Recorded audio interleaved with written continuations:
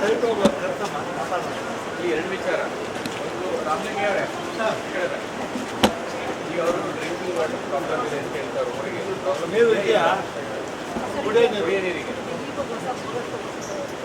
Answer ಮಾಡ್ಬೇಕಮ್ಮ. Problem ಇದೆ ಇಲ್ವಾ ಕುಡಿಯೋ ನೀರು ಸಮಸ್ಯೆ ಇದೆಯಾ ಅಂತ ನೀವು ದಯವಿಟ್ಟು ಅಧಿಕಾರಿಗಳು ಆನ್ಸರ್ ಮಾಡಿ.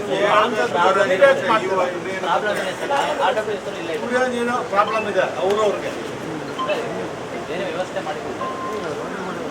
ವ್ಯವಸ್ಥೆ ಅಲ್ಲ ರೀ, ಕುಡಿಯೋ ನೀರಿನ ಸಮಸ್ಯೆ ಇದೆಯೇನ್ರಿ? ಯಾರು ಸ್ಟ್ರೈಟ್ ಆನ್ಸರ್ ಕೊಡೋದೇ ಇಲ್ಲ. ಅದೇ ದೊಡ್ಡ ಪ್ರಾಬ್ಲಮ್ ಆಗ್ಬೇಕು ನಮಗೆ. ಊರ ಎಷ್ಟಿದೆ ರೀ ಜನಸಂಖ್ಯೆ? ಜನಸಂಖ್ಯೆ ಎಷ್ಟಿದೆ ರೀ? ಏನು ಸೋರ್ಸ್ ಇದೆ ನೀರು? ಕುಡಿಯೋಕ್ಕೆ ನೀರು ಸೋರ್ಸ್ ಏನು? ಎಷ್ಟು ಬೋರ್ವೆಲ್ ಇದೆ? ಇಲ್ಲಿ ಚೆನ್ನಾಗಿದೆಯಾ ಅಮ್ಮ ಅವ್ರ ಐಡಿಯಾ ಏನು ಗೊತ್ತಾ, ಇದು ನಮ್ದು ವೇಸ್ಟ್ ವಾಟರ್ ಟ್ರೀಟ್ ಆಗಿರೋ ವಾಟ್ರು ಟ್ರೀಟ್ ಮಾಡಿ ಎಲ್ಲ ಹೋಗುತ್ತಲ್ಲ, ಅದನ್ನು ಕೆರೆಗೆ ಬಿಟ್ಟರೆ ಆಟೋಮೆಟಿಕ್ ಗ್ರೌಂಡ್ ವಾಟ್ರು ರೀಚಾರ್ಜ್ ಆಗುತ್ತೆ ರೀಚಾರ್ಜ್ ಆಗುತ್ತೆ. ಅವ್ರಿಗೆಲ್ಲ ಅನುಕೂಲ ಈಗ ಆಗುತ್ತೆ. ಕೆರೆಗೆ ಬಿಡ್ಲಿಕ್ಕೆ ಯಾರು ಸೈಟ್ ಅವ್ರು ಹೋಗ್ತಾ ಇಲ್ಲ ಅಂತ ಹೇಳಿ ಖರ್ಚು ಮಾತಾಡಿ ಅವ್ರು ಕರ್ಸ್ರಿ ಕರ್ಸ್ರಿ. ಸೆಕ್ಷನ್ 90A ನಲ್ಲಿ ಲ್ಯಾಂಡ್ ಆ್ಯಕ್ಟಲ್ಲಿ ಭೂಮಿ ಒಳಗಡೆ ಹಾಕ್ಕೊಂಡು ಹೋಗ್ಬೋದು. ಅವರು ಸೈಡ್ ಮನೆ ಕಟ್ಟಂಗಿದ್ರೆ ಸೈಡ್ಗೆ ಹಾಕ್ಕೊಂಡು ಹೋಗಿ ಸೈಡ್ ಇದೆ.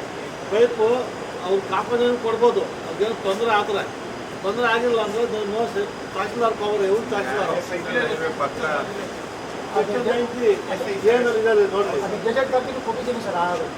ಇದಪ್ಪ ನೀವು ಸುಮ್ಮನೆ 90A ನಲ್ಲಿ ಒಂದು ಪ್ರಾವಿಷನ್ ಇದೆ. ಎಲ್ಲಿ ಬೇಕಾ ಪಬ್ಲಿಕ್ ಇಂಟ್ರೆಸ್ಟ್ ಹಾಕ್ಕೊಂಡು ಹೋಗ್ಬೋದು ಪೈಪ್ ಅಂತ. ನೀವು ಅದು ಹಾಕ್ಬೋದು. ಗ್ರೌಂಡು 6 ಅಡಿ ಹೊರಗಡೆ ಕೆಳಗಡೆ 3 ಅಡಿ 4 ಅಡಿ ಮಾಡ್ಬೋದು. ಅವ್ರಿಗೆ ಏನಾದರೂ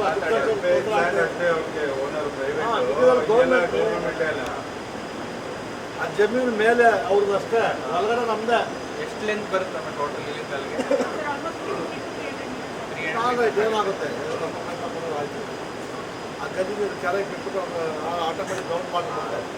ಎಲ್ಲಿದೆ ಸೈಟ್ ಮಾಡಿ ನಡೀರಿ ಕರ್ಕೊಂಡು ನಡೀಮ್ಮ.